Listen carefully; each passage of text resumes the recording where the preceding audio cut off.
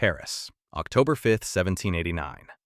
A mob of 7,000 women, armed with kitchen knives, pikes, and muskets, march 12 miles through rain toward Versailles. They are screaming one word over and over: bread. By dawn, they will break into the palace, slaughter 2 guards, and nearly kill the Queen of France. All because the price of a 4-pound loaf had doubled in 8 months. But the story of bread does not start here. It starts 14,000 years before, in a place so remote that when archaeologists found it, they had to invent a new category of human history just to explain what they were looking at. The Natufian people of the Eastern Mediterranean, what is now Jordan, Israel, Syria, were not supposed to exist yet. They were hunter-gatherers, nomads. They should have been chasing animals and eating whatever they could grab. But around 12,500 BCE, they stopped moving. They built permanent stone houses. They dug storage pits. And in those pits, archaeologists found something that changed everything we thought we knew about civilization. The charred remains of flatbread made from wild barley and wheat, ground on stone, mixed with water, and baked over fire. They had invented bread before they invented farming. Think about that for a second. These people were so committed to this one food that they built entire settlements around the idea of making it, even though the grains they needed were scattered across miles of wilderness. They didn't domesticate wheat because they loved bread. They loved bread so much they had no choice but to domesticate wheat. The process was insane. Wild wheat shatters when it's ripe. The seeds explode off the stalk and scatter everywhere, which is great for the plant but useless for a human trying to harvest enough to grind into flour. So the Natufians selected, generation after generation, for the mutant stalks that didn't shatter, the defective ones, the evolutionary losers. They nursed those fragile freaks into survival until, around 8,000 BCE, wheat couldn't reproduce without human help anymore. We didn't domesticate wheat, wheat domesticated us. Because once you're growing fields of grain, you can't leave. The harvest has to be guarded, stored, distributed. You need walls. You need laws. You need someone to decide who gets how much. That flatbread, no thicker than your palm, was the first contract between human beings and the concept of property, labor, and power. Bread made civilization possible, and civilization made bread the most dangerous substance on earth. Ancient Egypt understood this better than anyone. By 3000 BCE, the Nile River Valley was a green miracle in the middle of sand. Wheat grew so thick you could harvest 3 times what you planted. Egypt became the breadbasket of the ancient world. But here's what made Egypt different. Bread wasn't just food, it was currency. Workers building the pyramids were paid in bread. 10 loaves a day for a laborer, 20 for a craftsman, 40 for an overseer. The Egyptian economy didn't run on gold or silver, it ran on subsidized carbohydrates. The state controlled the grain, the state controlled the ovens, the state controlled everything. And the people knew it. In 1160 BCE, when the bread rations were delayed by just 2 weeks, the workers at Deir el-Medina, the village that housed the men carving the royal tombs, did something no one in Egypt had ever done before. They stopped working. They marched to the temple, sat down, and refused to move until the bread arrived. It was the first recorded labor strike in human history. Not for freedom, not for rights, for bread. The pharaoh sent the bread. By the time of Rome, bread had become something else entirely, a political weapon. The Roman Republic had conquered an empire that stretched from Spain to Syria, and all of it was funneling grain back to the capital. By 200 BCE, Rome was importing 400,000 tons of wheat a year, most of it from Egypt and North Africa. The city had nearly 1 million people, and none of them were farmers anymore. They were voters, and Roman politicians realized that if you controlled the bread supply, you controlled the mob. In 123 BCE, a tribune named Gaius Gracchus passed a law guaranteeing every Roman citizen cheap grain from the state. It was supposed to be a safety net. Within a generation, it became a right, then an expectation, then an entitlement that could never, ever be taken away. Panem et circenses, bread and circuses. Keep them fed and entertained, and they'll let you do anything. And it worked for centuries. But Rome's bread system had a flaw the size of the Mediterranean Sea. The grain came by ship. Thousands of ships crossing from Alexandria to Ostia, the port of Rome, every single year. If the winds were bad, the bread was late. If the harvest failed, there was no bread. If the ships were attacked, Rome starved. In 190 CE, the Emperor Commodus, corrupt, paranoid, and probably insane, appointed a man named Cleander to manage the grain supply. Cleander saw an opportunity. He hoarded the shipments. He sold the grain to private merchants at inflated prices. The price of bread in Rome tripled in less than a year. The city rioted. A mob stormed the imperial palace. Commodus, terrified, had Cleander dragged into the street and beheaded. His body was torn apart by the crowd. All because bread cost too much. This decision seemed small at the time. It was not. Because Rome had taught the world a lesson that would echo for 2,000 years. Whoever controls the bread controls the empire. And every tyrant, king, and warlord who came after learned it by heart. But bread had a secret the Romans knew and tried very, very hard to keep. Leavened bread, the kind that rises, that's soft and airy and doesn't sit in your stomach like a stone, was invented by accident. Sometime around 1500 BCE, an Egyptian baker left dough sitting out overnight. Wild yeast from the air drifted in, fermented the sugars, and when the baker cooked it the next morning, the bread puffed up. For 1,000 years, Egypt kept the technique mostly to itself. Leavened bread was luxury. It was a gift for the gods, for royalty, for the elite. Everyone else ate flatbread. Rome stole the method and industrialized it. By 100 CE, there were more than 300 professional bakeries in the city, all of them operating under state license. The bakers were organized into a guild, Collegium Pistorum, and once you joined, you could never leave. Your children were bakers. Your grandchildren were bakers. The state needed bread too badly to let anyone quit. And the state needed the recipe even more. Roman bakers knew that different grains made different bread. Wheat made the best, the whitest, the most expensive. Barley was for the poor. Rye was animal feed unless you were desperate. The whiter your bread, the richer you were. This wasn't just economics, it was identity. In Rome, the color of your bread told the world your place in the hierarchy. White bread for senators. Brown bread for soldiers. Dark bread for slaves. When Rome fell in 476 CE, Europe forgot almost everything. Roads, aqueducts, literacy, law. But it didn't forget bread. If anything, bread became more important. Because in the Middle Ages, bread was the only thing standing between you and death.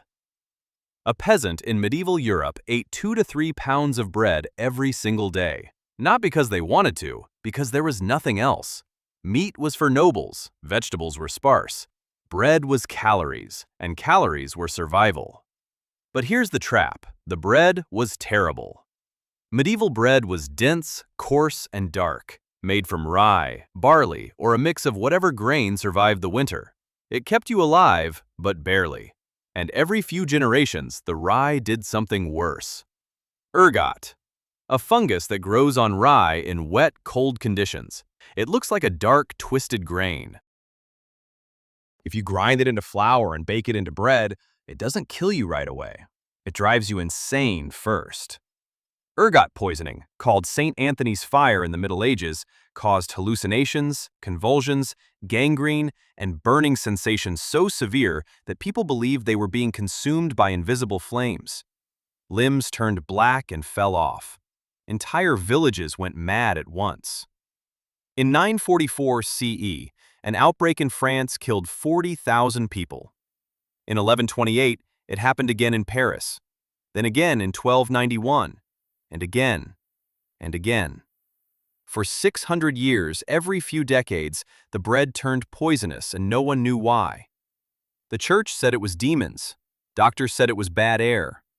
No one thought to blame the grain, because grain was sacred. Bread was the body of Christ. To question bread was to question God. But someone did. His name was Antoine Augustin Parmentier, and he was the most annoying man in France. Born in 1737, Parmentier was a pharmacist, an agronomist, and an obsessive who spent his entire life trying to convince the French to stop being idiots about food. During the 7 Years' War, Parmentier was captured by the Prussians and spent 3 years as a prisoner of war. The Prussians fed him potatoes. He survived. In fact, he thrived. When he returned to France, he discovered that potatoes were illegal. The French Parliament had banned the cultivation of potatoes in 1748, convinced they caused leprosy.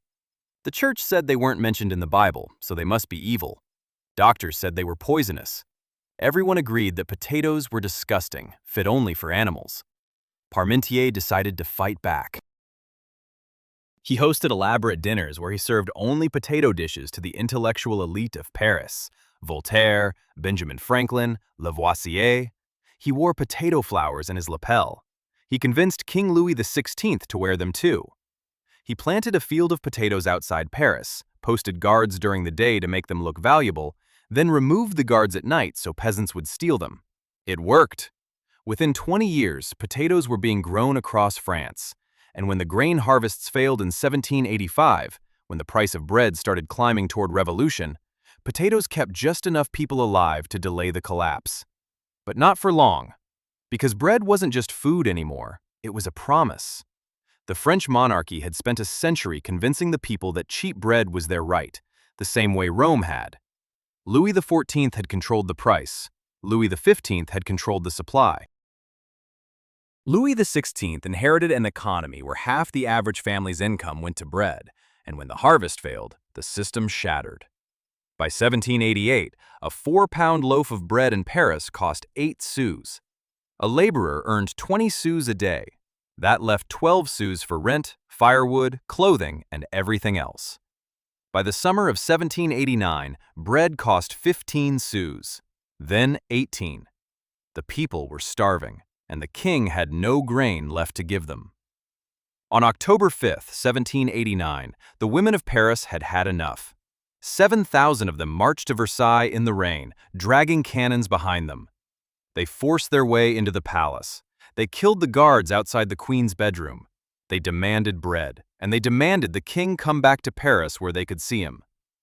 Marie Antoinette never said, "Let them eat cake." That was a lie invented later. What she actually said, standing in front of the mob, was nothing. Because there was nothing to say. The grain was gone, the bread was gone, the monarchy was over. 1 year later, the king signed the Civil Constitution of the Clergy, which nationalized church property and grain stores. 2 years after that, he was executed.